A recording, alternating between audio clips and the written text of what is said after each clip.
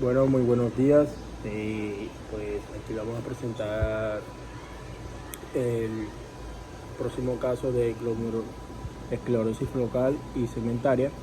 Mi grupo está conformado pues por yo soy Mayoriano, Natalia Celedón, Eleni García, Luis Gutiérrez, Yanela Rodado y mi persona, Antonio Guerrero.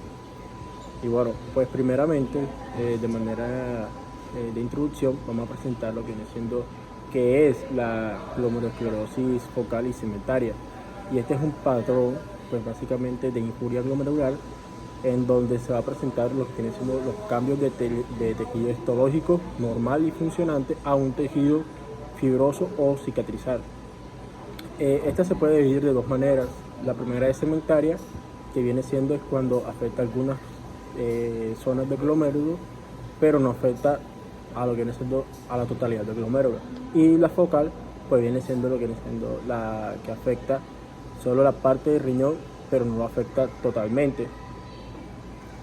Bueno, con base a la etiología, pues tenemos en cuenta que este es un síndrome pues, de expresión fenotípica de diversos síndromes clínicos y patológicos con distintas etiologías, de distintas etiologías, por lo que viene siendo que las causas etiológicas son muchas y muy variadas.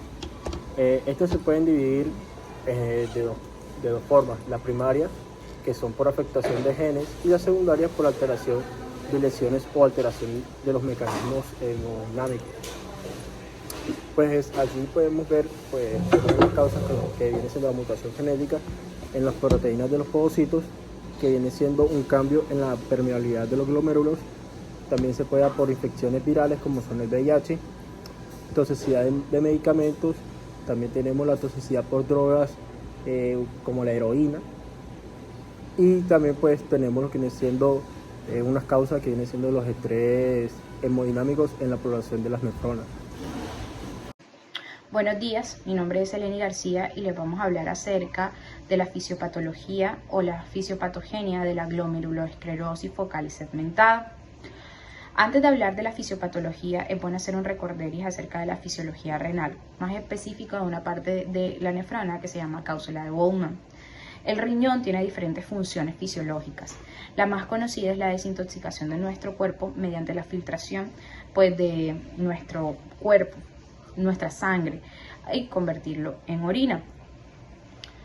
Pero también tiene otras funciones, como son la función del equilibrio ácido-base de nuestro cuerpo, en la que en la producción de bicarbonato, le ayuda a mantener ese equilibrio ácido-base. Además tiene una función hormonal, donde produce unas hormonas, entre las cuales podemos ver que dan como resultado una enzima que es la renina, que es la del famoso eje angiotensina renina aldosterona, que es la encargada de regular la presión arterial en nuestro cuerpo. Y por último, pero no menos importante, es el encargado del equilibrio hidrolítico de nuestro cuerpo. Algo bastante importante es que la unidad funcional de todos nuestros riñones es la nefrona. Dentro de las nefronas podemos ver entre 800.000 y 1 millón en cada uno de los riñones, dependiendo pues la persona. Dentro de esa nefrona existe una red de vasos capilares que se llama cápsula de Bowman. La cápsula de Bowman tiene diferentes tipos de células. Están las células glomerulares, están los podocitos, están la mácula densa, las células mesengliales, y estas tienen todas una función. La cápsula de Bowman tiene dos arteriolas, una aferente y una eferente. En la aferente va a entrar todo lo que es el contenido de la sangre y se va a encapsular, como su propia palabra lo dice, dentro de la capa de la cápsula de Bowman. Y una vez dentro, los podocitos, que son unas células que tienen una especie de pies que se adhieren a este arteria o a este capilar sanguíneo, y absorben todo lo que necesitan. Algo muy importante es que en ese proceso de filtrado que cumplen las células podocitos, pueden filtrar cualquier tipo de sustancia y líquido, pero no proteínas. Las proteínas deben quedarse dentro del capilar para luego viajar por la arteriola eferente. Una vez dejando claro esto, es importante decir que allí en el glomérulo hay unas fuerzas llamadas fuerzas de Stirling.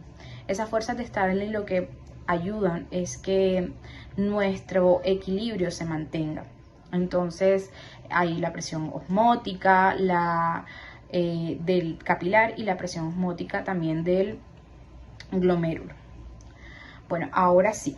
Bueno, una vez habiendo dejado claro la fisiología, ahora sí podemos hablar acerca de la fisiopatología de la glomerulosclerosis focal y segmentaria. ¿Qué es la glomerulosclerosis focal y segmentaria? La esclerosis es un endurecimiento del tejido, en este caso el glomérulo.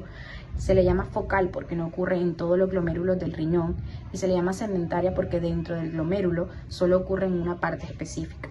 Hay un daño epitelial en la hendidura del podocito, que es la célula que hablábamos anteriormente, que es la encargada del proceso de filtración renal. Cuando hay esa alteración, da como resultado un daño en los diferentes dominios del podocito: el dominio apical, el dominio basal o de anclaje y el dominio de filtración. Entonces, eso se traduce con una alteración en la membrana basal de anclaje, en la negatividad de la pared de la hendidura del podocito, que se encuentra negativo, y también dan como resultado un daño en el citoesqueleto de la actina. Como hablaba anteriormente, dentro del glomérulo, cuando se filtra, no debe haber paso para las proteínas, sino que las proteínas deben mantenerse, digamos, en la arteriola. Entonces, por eso, al permitir ese daño del epitelio, hay paso de la proteína dentro del glomérulo, que se traduce después clínicamente en una proteinuria. Esto es lo que ocurre en la fisiopatología de la glomerulosclerosis focal y segmentada. Entonces, tenemos que es un endurecimiento del glomérulo que ocurre en diferentes glomérulos y no en todos, y que es solamente en una parte del glomérulo, que es un daño de la célula del podocito, que es la encargada de la filtración renal. Bueno, con respecto a los síntomas y signos de la glomerulosclerosis, la característica común a todas las formas de glomerulosclerosis es la proteinuria. Esta puede aparecer como un dato aislado o asociado a la microhematuria. La hipertensión arterial también se presenta, y también se puede presentar la reducción del filtrado glomerular. En forma del síndrome nefrótico o de una combinación de todas estas, se puede presentar. En las formas idiopáticas y las secundarias a las mutaciones, infecciones víricas o toxicidad por fármacos, normalmente suelen presentarse en una forma de síndrome nefrótico. Aún así, en algunos casos, pues la proteinuria puede ser menor, y también la ausencia del síndrome nefrótico no va a excluir dichas etiologías. Y pues aproximadamente el 50% de los casos de glomerulosclerosis van a presentar lo que es la microhematuria, aunque la hematuria macroscópica es excepcional en ausencia de la trombosis de las venas renales. Con respecto, también pues dije que se puede presentar la hipertensión arterial. Esta es relativamente común, entre el 25 y el 50% de los casos que se presenten en los pacientes adultos, con mayor frecuencia que en los niños, y habitualmente asociado a la reducción del filtrado glomerular. En las formas secundarias a hiperfiltración se puede observar lo que es la proteinuria, que puede llegar a los valores dentro del rango de la proteinuria nefrótica, pero por unas razones desconocidas, la presencia de un síndrome nefrótico clínico es muy infrecuente y obliga a considerar otras posibles etiologías de la glomerulosclerosis, dado que tanto el enfoque terapéutico como el pronóstico son totalmente diferentes en las formas idiopáticas y las secundarias. Es muy importante diferenciar entre ambas desde el momento del diagnóstico. Como podemos ver en la imagen, se resumen las principales características diferenciales que pueden orientar a una u otra etiología. En esta imagen, podemos ver lo que es las idiopáticas y secundarias no debidas a respuestas adaptativas. La clínica comienza con un inicio habitualmente agudo, un síndrome nefrótico clínico y una microhematuria. En las secundarias, ya adaptativas a la hiperfiltración, vamos a encontrar también lo que es una proteinuria asociada a la microhematuria, o también vamos a encontrar la hipertensión, que es habitualmente asintomática, obesidad mórbida, síndrome de apnea obstructiva del sueño, entre otros. En los laboratorios en las que no son debidas a respuestas adaptativas, encontramos lo que es la albúmina mayor a 3,5, que igual también la vamos a encontrar en las respuestas adaptativas e hiperfiltración. En la anatomía patológica, bueno, en las idiopáticas no debidas a las respuestas adaptativas, encontramos lo que son el volumen glomerular normal y la función positaria difusa. Pero en las respuestas adaptativas a hiperfiltración vamos a encontrar lo que es encontramos lo que son el volumen glomerular normal y la función positaria difusa. Pero en las respuestas adaptativas a hiperfiltración vamos a encontrar lo que es la glomerulomegalia. Y la función positaria va a ser limitada a las zonas de esclerosis. A continuación les hablará Yolfer Mayoriano. Principalmente quiero mostrarles con esta imagen lo que es la arquitectura histológica del glomérulo normal. Esta imagen corresponde a un corte en resina de 1 micrómetro de azul de toluidina. Debemos tener en cuenta que el glomérulo tiene 4 componentes principales que podemos apreciar. La membrana basal, que en la imagen nos la muestran con MB, y la cual está recubierta internamente por las células endoteliales y externamente por los podocitos.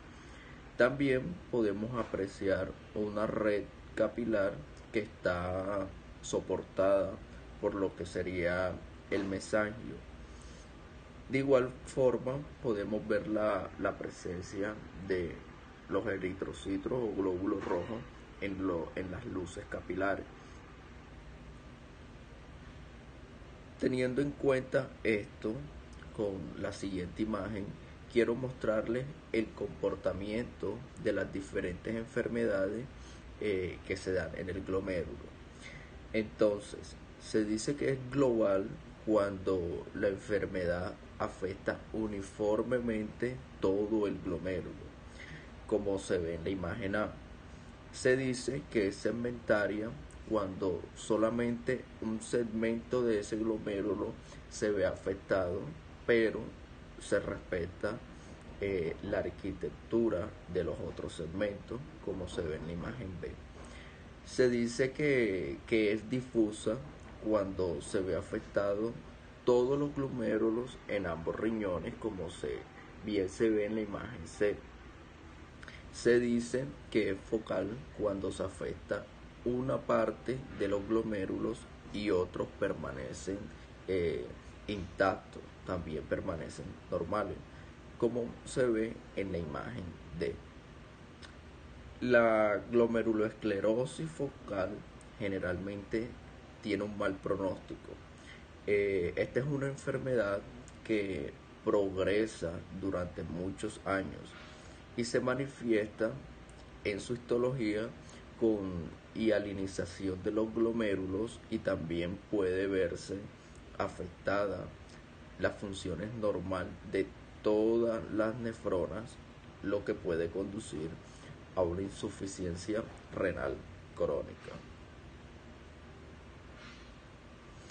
La glomeruloesclerosis focal y segmentaria afecta en su inicio solamente algunos de los glomérulos, y por eso se dice que es focal. Y en esta forma primaria solo tienden a afectarse los glomérulos justamedulares.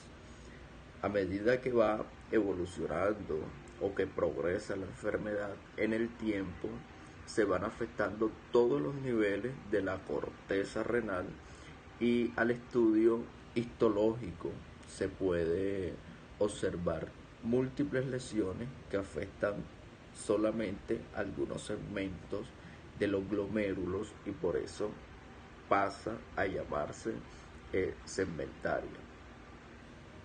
En los glomérulos afectados se ve un aumento de la matriz mesangial, obliteración de las luces capilares y múltiples depósitos de masa hialina.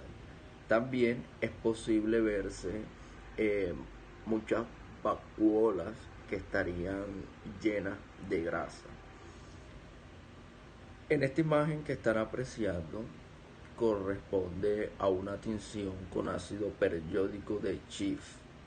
En la imagen A corresponde a un excelente ejemplo de esclerosis segmentaria, donde solamente se ve afectada lo que es la mitad superior de ambos glomérulos. Mientras que en la imagen B, esta es una imagen de mayor aumento del glomérulo que muestra lo que es la insudación hialina, que está señalada por flechas, y las pequeñas vacuolas llenas de lípido, de las cuales le hablaba anteriormente, y que están señaladas con la cabeza de la flecha.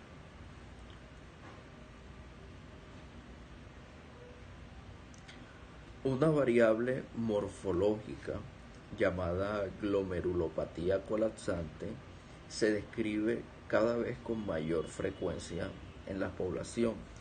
Esta enfermedad se caracteriza por lo que sería el colapso del penacho glomerular y la hiperplasia de los podocitos.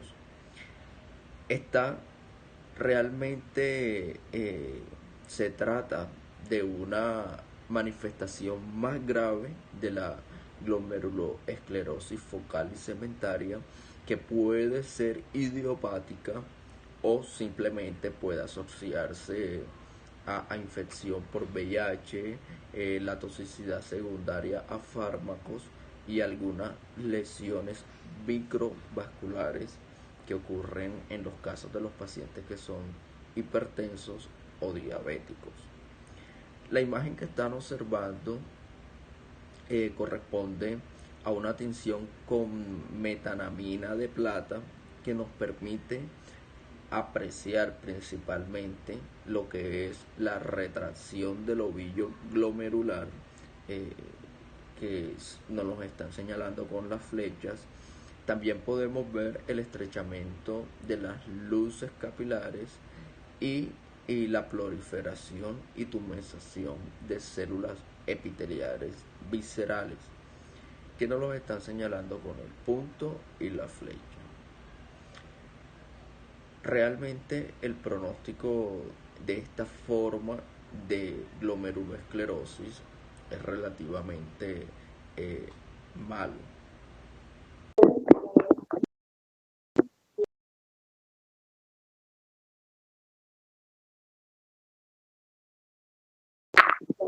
En pantalla tenemos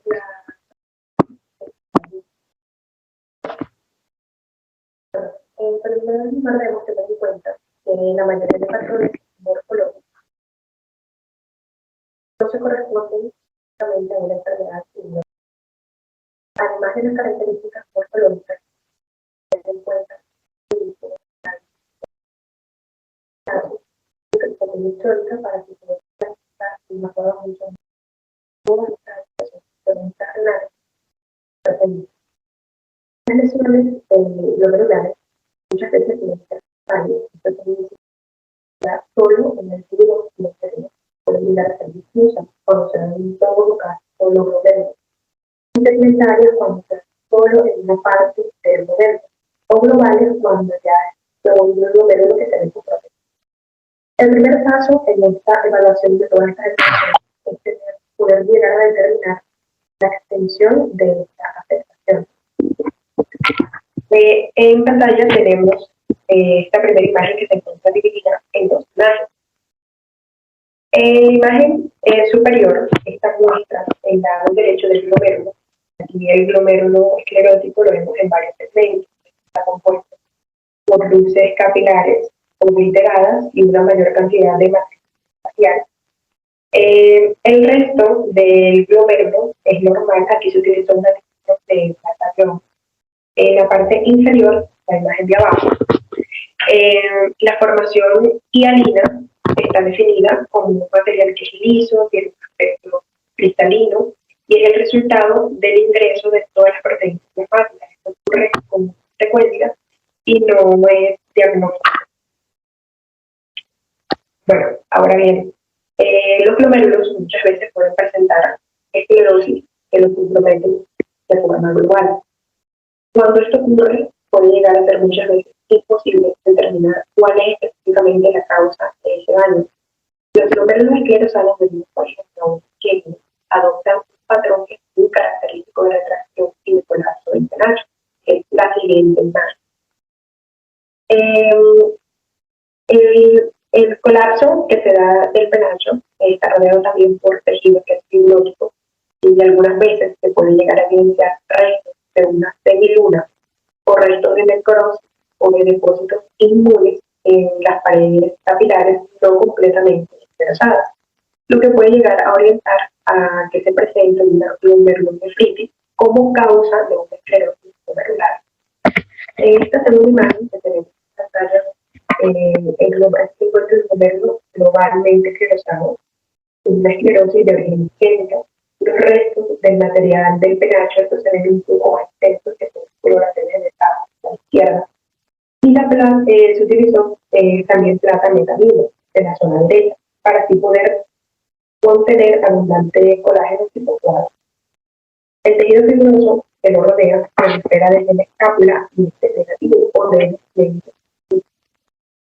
con el VAC y con la plata porque contienen un colágeno que es diferente, aquí en este caso es predominantemente unido. Pasa al siguiente imagen, por favor.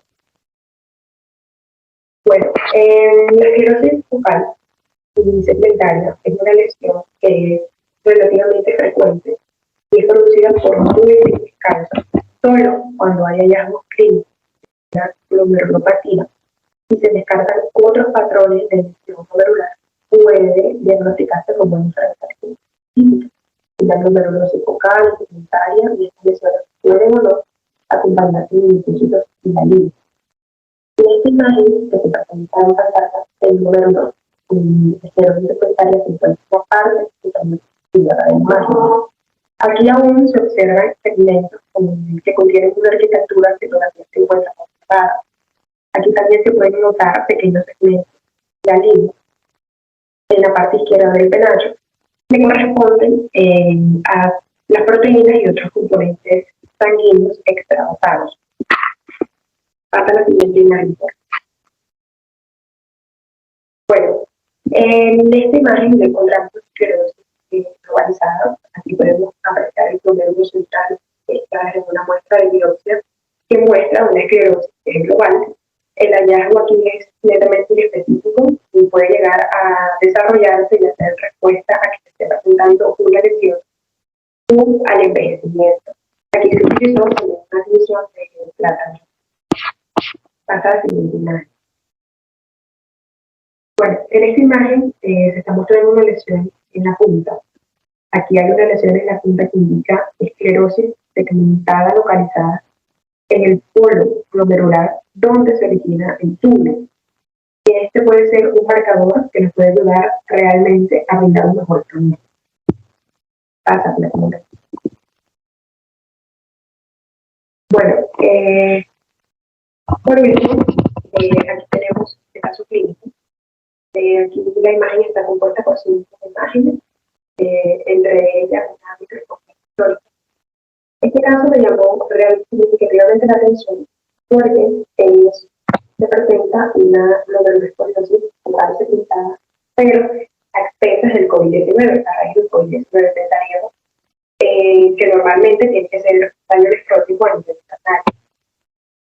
Bueno, el mecanismo por el cual se produce la nefropatía secundaria COVID-19 realmente es incierto, ya que el daño puede estar relacionado directamente a una infección viral o a la lesión renal, ya sea por deshidratación, liberación de citocinas o por la activación del sistema renina anticoagulante.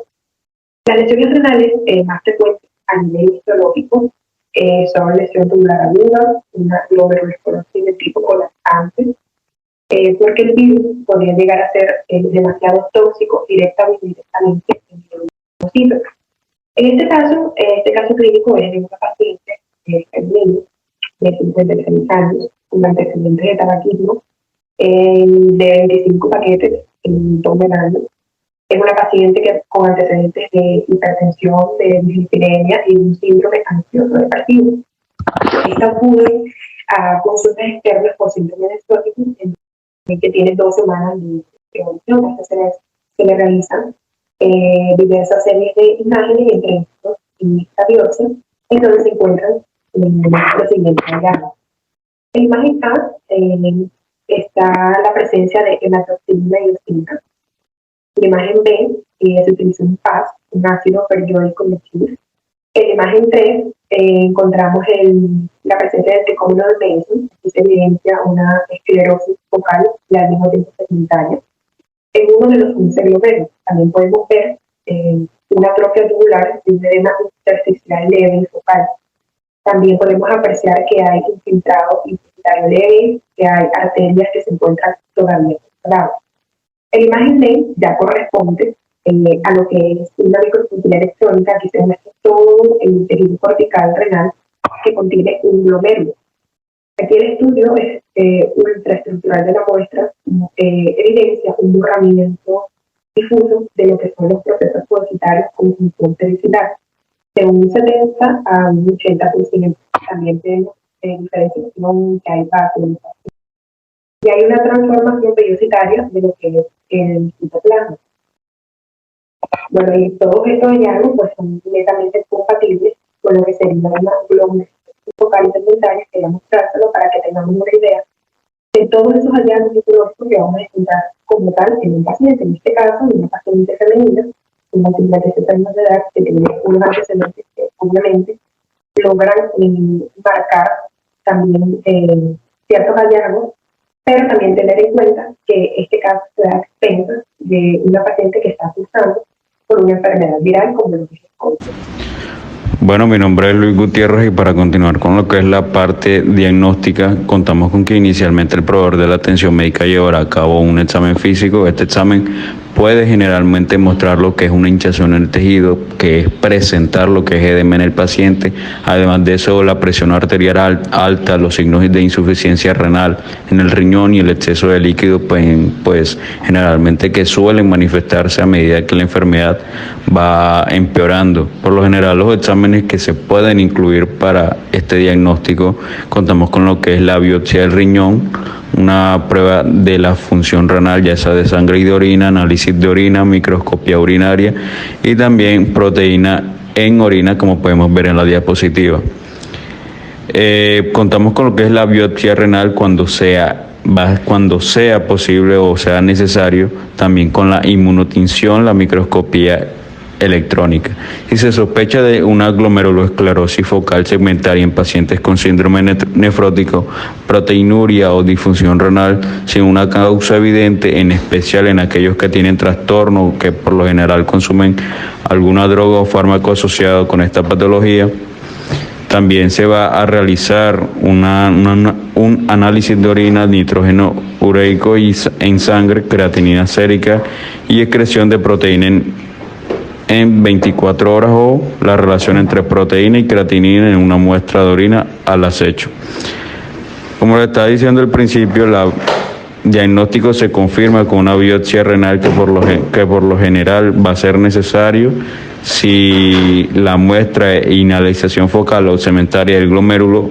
A menudo la inmunotinción muestra también depósitos de IgM y complemento C3 en un patrón nodular y granular grosero.